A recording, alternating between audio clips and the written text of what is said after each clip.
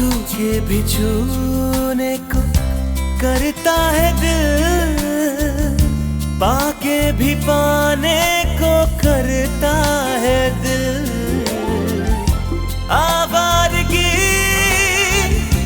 आने लगी, सांसों में खुशबू छाने लगी। दिल पे दीवानगी छा गई इस कदर, बंद आँखों से भी मुझको आए नजर। कैसे कहे हमें कितनी मोहब्बत है, हाँ मोहब्बत है।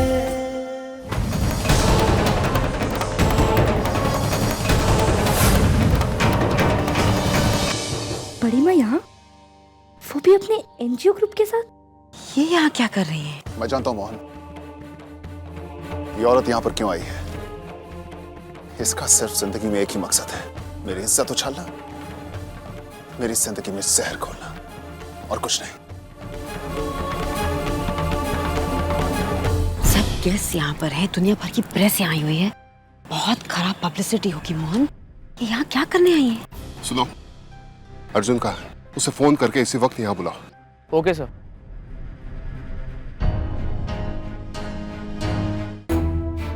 Hello hello Arjun sir, Prakash बोल रहा हूँ। वो स्टूडियो के कंस्ट्रक्शन साइट पे कुछ प्रॉब्लम हो गया है, कुछ एनजीओ के लोग आ गए वहाँ पर। कौन सा एनजीओ? वही जिसकी ओनर सविता जी हैं। कौन? सविता पुंज सान्याल।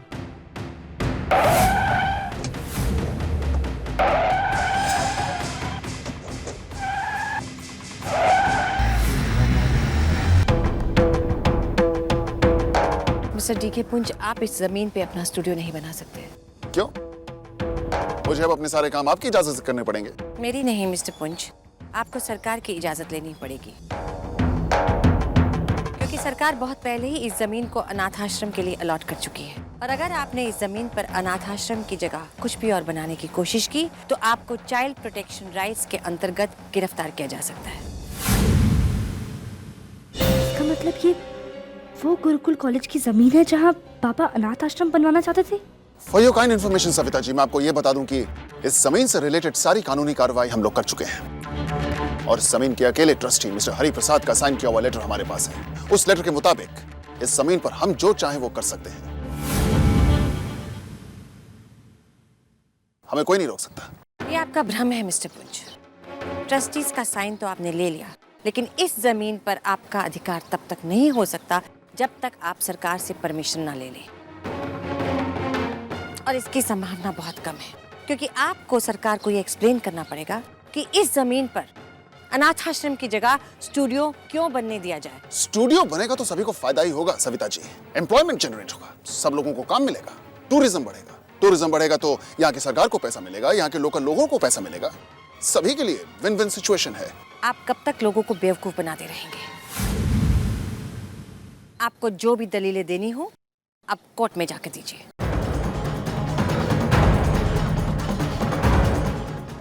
तुम एनजीओ टाइप्स को पब्लिसिटी बटोरने में बहुत मजा आता है। कभी आप लोग राखी सावंत के कपड़ों तक पहुंच जाते हैं, कभी किसी ने कोई ऐसी वैसी फोटो खींच दी आप वहां पहुंच जाते हैं। औरतों का नाम रोशन, मर्दों का नाम खराब। खैर मैं जानता था आप लोग यहां पर आकर ऐसी कोई हरकत जरूर करेंगे, इसलिए आई वाज प्रिपेयर्ड।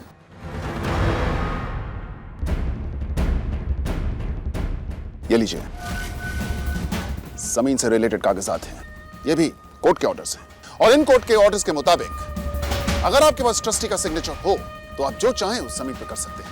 आपको कोई भी ऑर्गेनाइजेशन, कोई भी एनजीओ नहीं रोक सकता। आप लड़ना चाहें तो कोर्ट में जाकर लड़ लीजिए, लेकिन तब तक हमारा काम शुरू हो चुका होगा। All the best.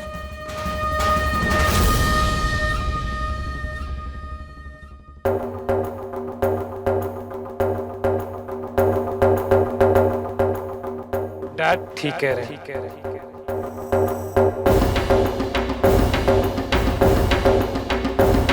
डैड, इन्होंने हमारी पर्सनल प्रॉपर्टी पे ट्रेसपास किया, हमें इन्हें यहाँ से बाहर करवा देना चाहिए।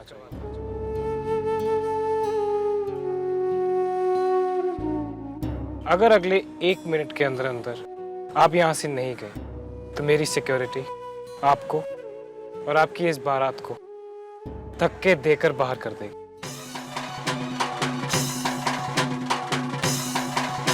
लगता है तुमने बड़ों से ठीक से बात करना नहीं सीखा अर्जुन बेटा। मेरा नाम अर्जुन पुंज है। मैं आपको अच्छी तरह जानता नहीं, तो आप मुझे ठीक वैसे ही एड्रेस करेंगे जैसे मैं आपको एड्रेस कर रहा हूँ। ये सब क्या हो रहा है?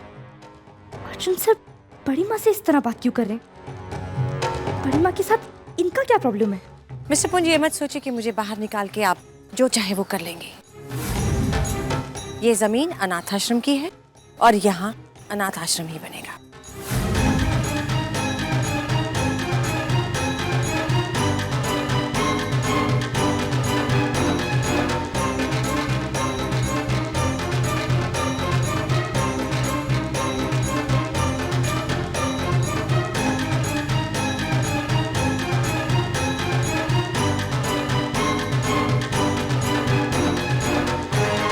सविता, एक बात और, तुम मुझे यहाँ चैलेंज करने आई थी और मैंने तुम्हें तुम्हारी जगह दिखा दी। अर्जुन की आंखों में भी तुमने अपने लिए नफरत जरूर देखी होगी। So sad Savita, so sad. जब तुमने अपने बेटे को नफरत करना सिखाया है तो उसकी आंखों में नफरत ही दिखाई देगी ना। मुझे लगा था शायद तुम उसे प्यार करना सिखाओगे। मुझे तुम पे तरस आता है। ठीक है, घर जाओ सविता, घर जाओ। शब्दों के अलावा तुम्हारे पास और कुछ नहीं। अर्जुन को तो तुम बहुत पहले खो चुकी थी। घर जाऊं मैं? घर का मतलब पता है तुम्हें? ठीक है,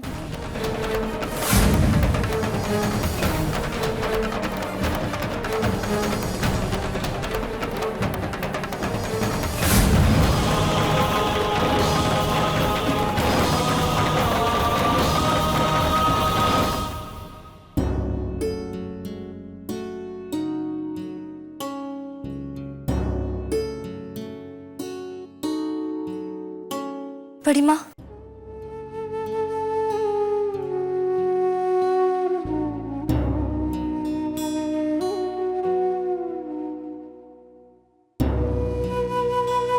बड़ी माँ आज वो सब क्या था? मुझे अभी तक कुछ समझ में नहीं आ रहा है। कुछ भी नहीं बेटा, कुछ नहीं।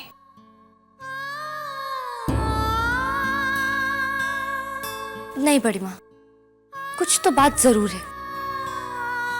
अर्जुन सर के चेहरे पर आपके लिए इतनी नफरत, आपके चेहरे पे वो दर्द, कोई ऐसी बात है जिसके बारे में आप कभी बात नहीं करती। आपने हमेशा मुझे हिम्मत दी है, पर ये कुछ ऐसा है जिसके सामने आप खुद कमजोर पड़ जाती हैं। मुझे बताइए ना, मुझे जानना है, आप मुझे सच बताइए।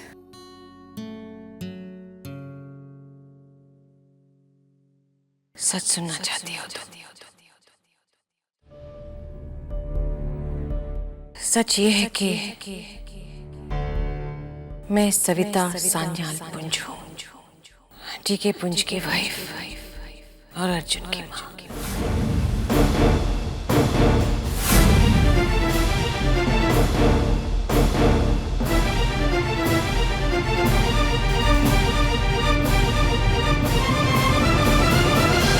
16 साल पहले मेरा भी एक खुशहाल परिवार था। मैं, डीके और हमारा बेटा अर्जुन। वो बहुत छोटा था जब मैं उसे छोड़ के चली गई, पर आज तक उसके प्रति मेरे प्यार में कभी कोई कमी नहीं हुई। तो फिर आप उन्हें छोड़ के क्यों चली गई? मुझे विश्वास नहीं हो रहा है, आप सच में अर्जुन सर की माँ? कितना अच्छा लगता है जब मुझे कोई अर्जुन की माँ कहता है। जब वो छोटा था ना, तो आंधी तूफान की आवाज से बहुत डरता था। जब भी तेज हवाएं चलती तो मेरे पास आके दुबक जाता था। दिन भर मेरे आसपास चक्कर काटता था, मेरा हाथ पकड़कर ही स्कूल जाता था। और अब तो उसे देखने को आंखें तरस जाती है। मैं जानती हूँ कि मेरी वजह से ही वो इतना कठोर है, मेरी वजह से ही वो औरतों को नफरत करता है। पता नहीं क्यों फिर भी उसके गुस्से के पीछे मुझे कभी कभी प्यार नजर आता है।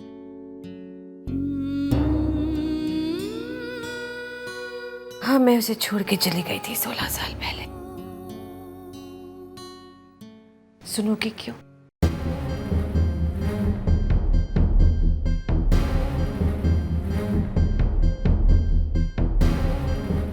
और बात इतनी बढ़ गई कि एक दिन मैं घर छोड़ के चली गई। मुझे बहुत याद आती थी अर्जुन की, पर ठीक है मुझे उससे मिलने नहीं देते थे और इतना जहर भर दिया उन्होंने अर्जुन के माइंड में मेरे लिए। अब समझ नहीं आता क्या करूं। पर इसका मतलब बड़ी माँ, उनके मन में वो मिसअंडरस्टैंडिंग इसलिए है क्योंकि अर्जुन सर सच जानते ही नहीं, और जब तक वो सच नहीं जानेंगे उनके मन में वो नफरत बनी रहेगी। लेकिन आरोही,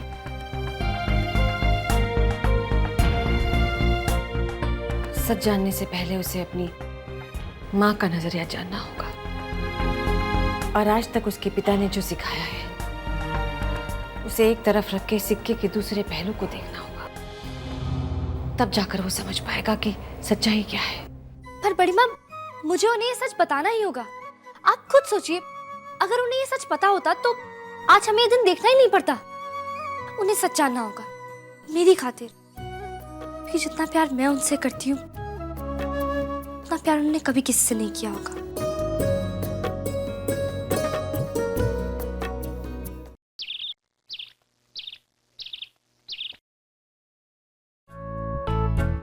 गुड मॉर्निंग मॉम। मॉर्निंग। सुबह सुबह उठ गए? मॉम वो पैकिंग करनी थी, आज शाम की फ्लाइट है स्विट्जरलैंड की। स्विट्जरलैंड? ओके। तो आप बताइए आपके लिए क्या लाऊं? तू मेरे लिए वहाँ से मेरी फेवरेट स्विस चॉकलेट्स ले आना। मेरे लिए मेरा स्पेशल ब्रांड ऑफ कॉस्मेटिक्स ले आना। तुम लेके आ चुके हो पहले ना? Just get that. मॉम आप जानती है ये मेकअप वेकअप के बारे में मुझे कोई खास आइडिया तो है नहीं। हाँ, आप पूर्वी को समझा देना। पूर्वी को समझा देना? उसे तो क्या, उसकी 7 पुश्तों को भी उस ब्रांड का भी नहीं पता होगा। मॉम आप हमेशा पूर्वी का नाम सुनते ही कहाँ खो जाती है? ओके, आई नो कि पूर्वी का चार्म इतना है कि हर कोई इससे इम्प्रेस हो जाता है। डिप्रेस हो जाता है क्या? कुछ नहीं, मैं उसकी तारीफ कर रही हूँ। एनीवेज मॉम मैं पैकिंग खत्म करता हूँ जाकर।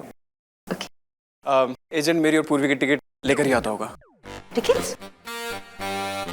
पर कि पूर्वी क्यों जा रही है तुम्हारे साथ? हाँ, मेरे साथ हनीमून पर पूर्वी नहीं जाएगी तो कौन जाएगा? लेकिन मैं सोच रही थी कि तुम स्विट्जरलैंड क्यों जा रहे हो? मतलब स्विट्जरलैंड और शिमला एक जैसे ही तो है, क्योंकि ठंडक यहाँ भी है, ठंडक वहाँ भी है, बर्फ वहाँ पड़ती है, बर्फ यहाँ पड़ रही है, पहाड़ वहाँ पर है, पहाड़ यहाँ पर है, नो बिग डिफरेंस। तो इतनी दूर क्यों जा रहे हो? और अगर जाना ही है तो अकेले चले जाओ और जस्ट पिक समबडी एल्स। हाँ मॉम आप अच्छा मजाक करती है। वैसे मैं वहाँ पर अकेले जाकर या दूसरों के साथ जाकर क्या करूँगा? ऐसे भी तो हनीमून वहीं होगा जहाँ मेरी हनी होगी। वैसे आप मुझे अपने सारे सामान की लिस्ट बता दीजिए। ओके? पता नहीं ये हनीमून का आइडिया इसे किसने दिया। उस स्टूपिड लड़की को बाहर ले जाएगा तो हमारे घर की ही नहीं सारे इंडिया की बेइज्जती करवाएगा। Idiot. Good morning mom. Morning mom. Morning. What's up भैया? हो गई आप लोगों की तैयारी? लीजिए मॉम, आप पूर्वी को बहुत याद कर रही थी ना, लो आ गई।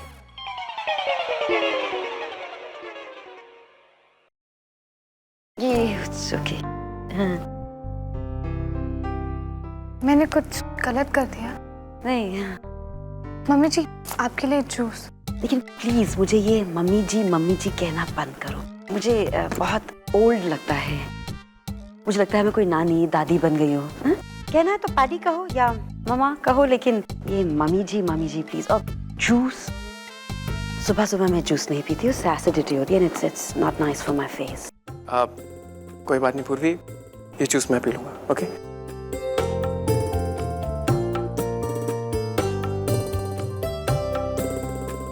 अच्छा सुनो, तुम लोग भी अपनी जल्दी से मुझे लिस्ट दे दो। पूर्वी चले, पैकिंग भी करनी है। See you mom. अंतरा दी, केचप। Thank you. आप पराठे और केचप क्यों खाते हो? अरे तू मेरा जूस नहीं लाई।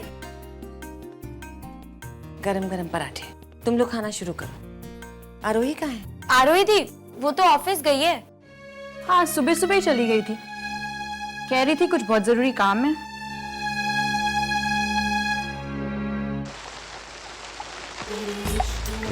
बारिश, मैं तो छाता भी नहीं लाई।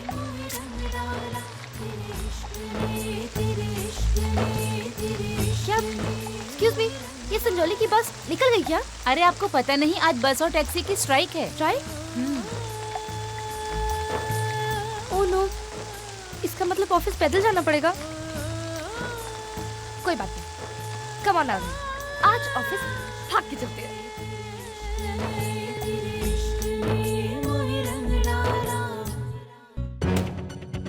मिस आरोही कहाँ है? सर वो 5 मिनट में पहुंच रही है। मेक श्योर वो 5 मिनट से पहले यहाँ पहुंच जाए। एक बहुत जरूरी काम असाइन करके जाना उसे। Sure sir.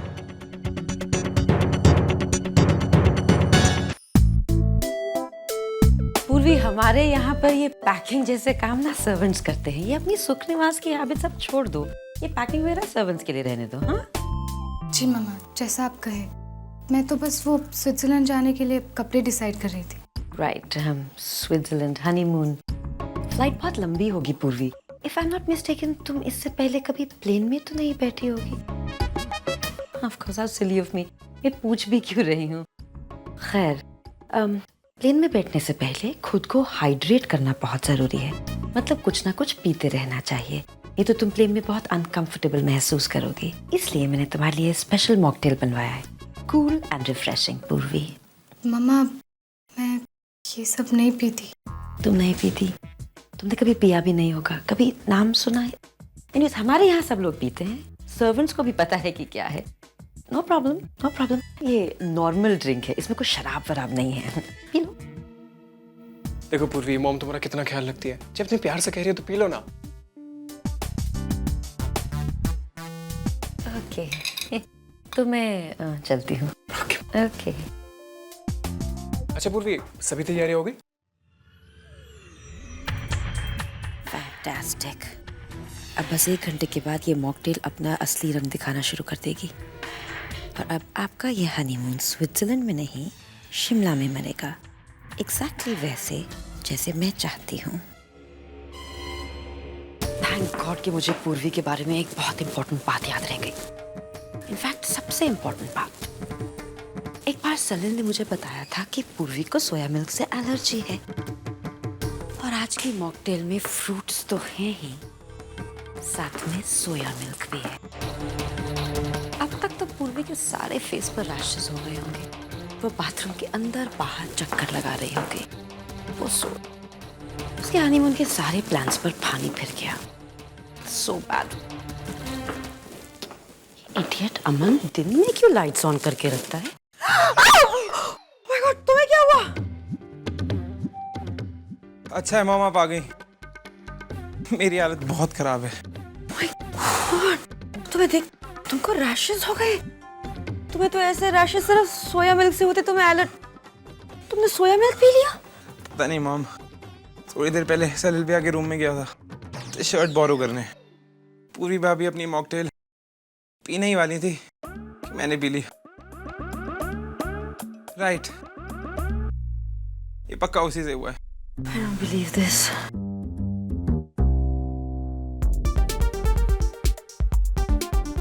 एक से एक बेवकूफ नौकर है, जानते हुए भी सोया मिल्क डाल दिया। मॉम, अमन, सब ठीक तो है? मॉम ठीक है, मेरी हालत बहुत बुरी है।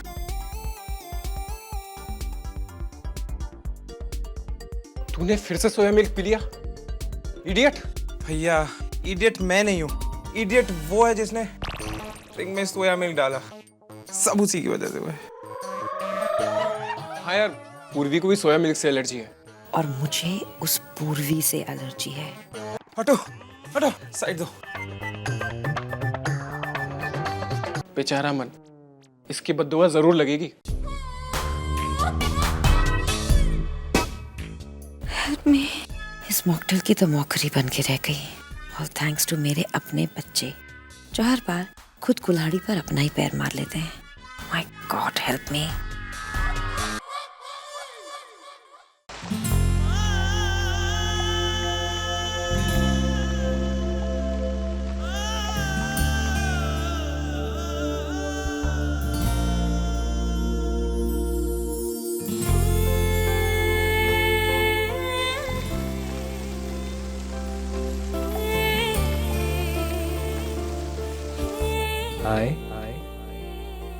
आई लव लव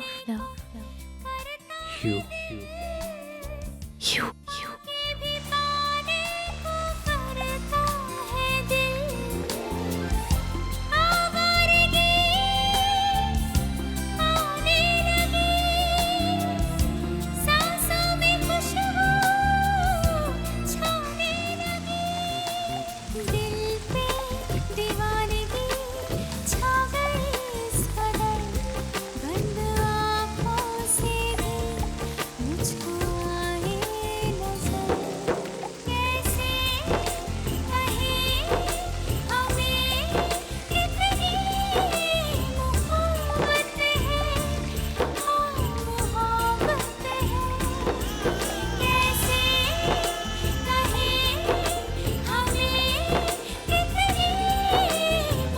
बस आज अर्जुन सर को सच बता दूं, फिर सब मिसअंडरस्टैंडिंग दूर हो जाएगी।